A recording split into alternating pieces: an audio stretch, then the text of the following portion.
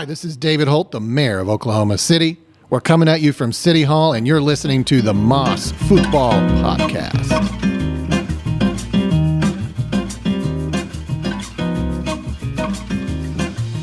Yo, welcome back to the Mas Futbol Podcast, the #1 soccer podcast here in Oklahoma City. I am your host, Ricardo Ulloa, and I am here at City Hall. It's not my first time here, so I'm a little bit more familiar to it, but I am here with a special guest today. I am here with the 36th mayor of Oklahoma City on his second term, Mayor Holt. How are you today? I'm doing great, thank you. Wow, I didn't know how you got that big crowd in here, but it's great to hear from them. They follow me everywhere. Mayor Holt, I have you here because mid-December last year I had you on, and you went to go visit Qatar. Yeah. But last year, because Happy New Year, Black Friday 2022, you were a witness of probably the pinnacle and the most important moment for U.S. men's national soccer. You saw soccer against football, and I'm getting goosebumps just talking about it right now. Moments like that, that's the pinnacle. Did that moment change you? How was it? Tell me, share that moment. Yeah, absolutely. Well, so have you ever had in your life the opportunity to be at a World Cup game? No, but it's coming. It's coming, absolutely, in 4 years. And so for me, my answer until November was the same. I'd never been to a World Cup game. I've never even been, to a club game, really. I mean, all I've ever been to is energy games. I'm a late bloomer to soccer fandom. But what I experienced there, and I've had the chance to go to NBA Finals games, I've been to college football national championships, nothing that I've ever experienced in American sports is on the level of excitement and energy that I saw in Qatar. And I actually went to 3 games ultimately. My first one was Iran-Wales, which was the day of the U.S.-England game. And then that was a really great game. It was 0-0 heading into the extra time, and the goalie got a red card they for Wales, and suddenly Iran scored 2 goals, and it was wild atmosphere and a lot of crazy fans for Iran that were just going nuts. And then that evening, and this was one thing that was unique about Qatar, was you could go to multiple games because everything was like within 30 miles. So that evening we got to go to the main event, the real reason I was there, which was US-England. And I'll come back to that. But later, the next day, I got to go to Argentina-Mexico, which was incredible. And Messi scored a goal. So these eyes have witnessed Messi score a goal in a World Cup, and not just any World Cup, but the one that he ultimately won. And, the Argentina and Mexican fans are intense. So, but backing up to US-England, you definitely feel just a totally different level of patriotism. I mean, I hear the national anthem quite often, but you definitely, in that environment, you're getting teary-eyed as it plays. And, the opportunity to see U.S. in the World Cup would be exciting in and of itself. But playing England, this is a rivalry that goes back 250 years, But obviously that's a classic World Cup, team. I mean, they're a team that's actually won it at some point. They're where we aspire to be in some ways in soccer. And anyways, it was just awesome. And by this point, I mean, again, I'm, as I said, to be kind, to be generous, I'm a late blooming soccer fan.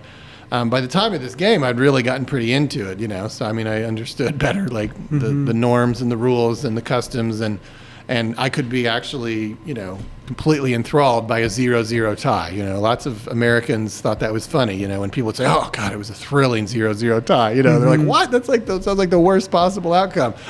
But obviously, as you know, we really outplayed the English, and we had some great chances, and we should have won, and obviously that had been an even better memory. But I knew going into that, if you recall, I mean, in that moment in time, the idea of getting a tie was considered definitely an upset, a victory in and of itself, So, and it all worked out. Obviously, it did put us in the position where we had to win that third game, but fortunately we did. So. Yeah. Wow. I had no idea you got to witness the Mexico-Argentina game. Yeah. No, it's crazy. I mean, I guess what I try to explain to people is there is chanting and singing the whole game.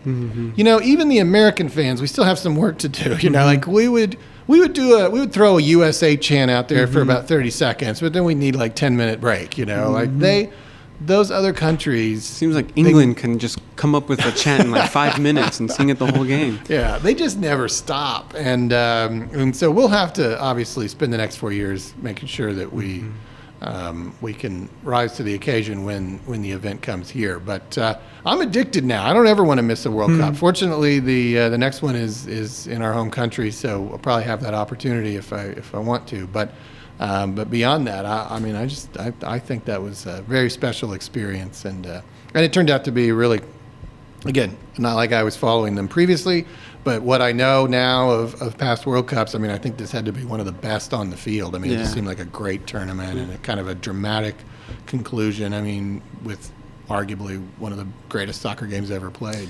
It was amazing, and while you were out there watching it, we were watching it here in Oklahoma City at Skinny Slim's, which is probably the best place you could go to. That's what I've heard. In Oklahoma City. Yeah. And you missed out. I know. You missed out. But I did want to get you this because I don't want you to be left out 100%. Skinny Slim's created a special shirt for the World Cup. Oh, cool. And this says Skinny Slim's. Mm-hmm. And then on the back, it has World Cup. Love it. That's great. So I want to extend this to you from the podcast, but as well as from everybody from Skinny Slims. You got the guitar. Yeah. And you got the American flag on the side. Very cool. That's awesome. That's great. I love that we're building a soccer culture here in Oklahoma City. That's great. With you going to the World Cup, experiencing it over there, and then coming back to Oklahoma City, of course we're not going to host it, but Kansas and Dallas are. Yeah. And we're all tied together through I-35. So will we be preparing in any way for that? Well, it's great that we have some games in the neighborhood. And, look, if this were 10 years from now, maybe we would be in a position to host. Unfortunately, as of today, we don't have a venue. We're working on that. And as the years go on, I believe this city, to have the aspirations that it does, has to also continue to build its profile in the world of soccer. It is the global sport. I'm very grateful that I think we have such a strong position in arguably the other global sport, of basketball. But soccer's number one, and so I think it's just really important for our city, if we aspire to continue to be a world-class city, a global city, that we're not abdicating a place in the world of soccer. So Maps 4 addresses that. I'm sure we'll talk about that in a minute, but having the games, at least in the area, since we're not quite there yet to have competed for games here in Oklahoma City, is exciting. And I'm sure we'll be looking for what opportunities, being at least regionally close to Dallas and Kansas City, anything we can do to benefit from what's happening. But at the very least, we just want to have great atmosphere. We want to have great fans here in Oklahoma City following it closely and do our part in what I think will be a very important milestone for American soccer. I know we said that in 1994, and I think there was some progress made because of that. But we got to take another leap this time. This is a different step. And I think it's just a great opportunity for the world to drive up I-35, visit the National Indian Museum that we have here, the Cowboy Hall of Fame. We have so many great things to offer the world, and I think it's going to be a special, special time. With that being said, we are competing in the world level. We have some local teams that are competing in Barcelona recently, some local youth that are playing futsal, as well as others in Portugal. And then we have very many club national championship teams here as well. So I think Oklahoma in the soccer world is in a good spot in the U.S. We're competing and we're doing great things. Yeah, that's great to hear. I think, what we can do at City Hall is just make sure that our footprint in professional soccer continues to be, at the very least, maintained, and hopefully we continue to grow it. And Maps 4, as I said at the time, I'm sure I said in your last podcast, leading up to Maps 4, we were the only USL team playing in a high school stadium. We had to address that. We're too big a city not to have a stadium of any kind, and so that work is moving along, and I'm anxious about it because I know that, as I said earlier, I think it's important that our city have a profile in professional soccer, and that helps all the amateur and youth soccer as well. Definitely. And by the way, Maps 4 has some major investments for youth soccer too in North OKC and South Lakes. Yeah, that's what I wanted to ask. After the MultiPurpose Stadium, are there any updates with that? So with the stadium that I'm talking about, it's a fairly modest stadium. I think it's important to be candid about that. It was budgeted for $40 million or so in Maps 4. We're still continuing conversations with the proponents of it, most notably the owners of the Energy about any creative ways we can enhance that budget, and we'll see where that goes. But I mean, at the very least, we are building a stadium, and it at least provides a footprint for the future. That's not, when you look at the typical cost of like an MLS stadium. I mean, that is not on that level. But it gets us out of a high school stadium, gets us to a footprint. And by that I mean a location where, I think the future would be written.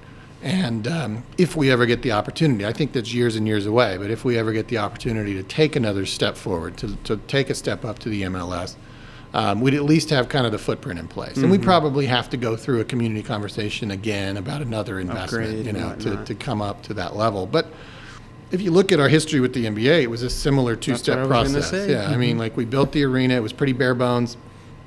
And then when we finally got a chance to relocate a team here, we went back to the voters and said, okay, like now we really have somebody on the hook, but we gotta, we gotta do our part. And the voters responded to that. That conversation is not imminent. That is to me, a years from now conversation. But if we didn't at least take this first step in MAPS 4, I think we were going to lose the USL. And you can see, I mean, basically right now the team is dormant because it just can't play. Yeah, they finally caught up to us. They allowed us to play at Taft as long as they could, but then they made that requirement that we have to have an adequate size field, and not just the field, everything else that comes with that, whether it's the concessions, the stands, and all that. And at the moment, we just don't have anything that can satisfy that. So with that multi-purpose stadium, I know that many of us are waiting for that energy season to come back. Yeah. The additions to the MAPS 4 and other soccer locations, South Lakes, NOKC. NOKC, is that the new entrance and the new fields behind the police department? That was actually already funded through a previous vote through a bond issue. But no, there's more on the way for both facilities through MAPS 4. Almost $30 million, or no, now it's over $30 million cumulatively for the two facilities. We still have to figure out the division between the two, but both facilities will see some sort of upgrade. South Lakes is actually a bit ahead of North OKC in terms of the amenities that it has, sidewalks, lighting, more fields, that sort of thing. But at the end of this process, we definitely should have two really nice venues for youth soccer that we could host the kind of regional competitions that we can't really today. Lastly, the additions to the Lower Scissortail Park have been really huge and immense, especially for the soccer culture. I'm curious to see if you've been able to drive by and see how packed the turf futsal field is every single day, and if you've gone by and kicked any goals in yourself. Well, I kicked in the first goal. That's what the mayor gets to do. I did the ceremonial first goal. I have not been by. I hear stories. I see pictures. I need to get by. Like I hear it's kind of of course, as you and I are talking, it's like January, so weather's hit or miss. But I hear that when the weather's nice, it gets pretty exciting down there. So I definitely need to check that out. I don't have time for spontaneous fun, so I haven't as yet. But I'd love to see it, and that's great to hear. And that brings to mind, one of the things we didn't talk about a moment ago, which seems relevant though, are all those futsal courts around the city as well that, like one in South Scissortail Park, that have been a source of tax dollars, but also a recipient of tax dollars, but also a recipient of philanthropy, including the U.S. Soccer Federation or Foundation. Some of those folks I met in Qatar. So that's a really good relationship, and we're on their radar. And thanks to Fields and Futures and others, those partnerships have allowed us to have a pretty nice network of futsal courts here in the city. So between that and the fields down there in Scissortail, I'm glad that we're producing some pretty cool kind of downtown venues for the game. And I definitely need to check it out. It sounds pretty electric, so that's cool. They were out there yesterday, so I don't think the cold is stopping them. And then you brought up the investors. I've spoken to a few, and they definitely know about Oklahoma City. Oh, where are you from? Oklahoma City? Oh, yeah. We definitely know Oklahoma City. We have so many futsal courts here, so that's great. It's kind of inevitable for them, though. Mayor Holt, I appreciate your time. Oh, absolutely. Well, thanks for what you're doing. Hand in hand with all the things we just talked about is just having a great culture for soccer here in the city, fans who gather in places like Skinny Slims, and fans who listen to podcasts and are following all this. And I'm getting into it now. The World Cup was just my starting point. My son really got into it. He's 2013. He just he's decided his Premier League club team is Chelsea. If you have any feedback on that, it's still early enough to change maybe, but he's decided he's going to go with Chelsea. He's picked his Serie A team as Roma, so they're not bad picks. Not bad picks. Yeah, like they're kind of like mid-level, right? You don't want to pick like the best team that's won all the championships, but you don't want to pick a team that's never going to be there. So I think he's picked a middle ground, but we recognize as nascent soccer fans that the club level is now where we've got to focus our energy while the international play, will rev up here in a couple of years. But no, it's a fun time, and it was fun to get into something new, and listening. I was even found myself listening to like Sirius XM, like the soccer station. I was like, who am I? Like, this is crazy, but. It's obviously a lot to wrap your by the bug, didn't you? Yeah, exactly. It's so cool. So, anyways, I'm just beginning, and I look forward to seeing my soccer fandom grow along with Oklahoma City's in the years ahead. Nice. Well, we're looking forward to it. Again, thank you for your time. This has been another episode of the Mas Futbol Podcast with the man himself, Mayor Holt. Thank you so much.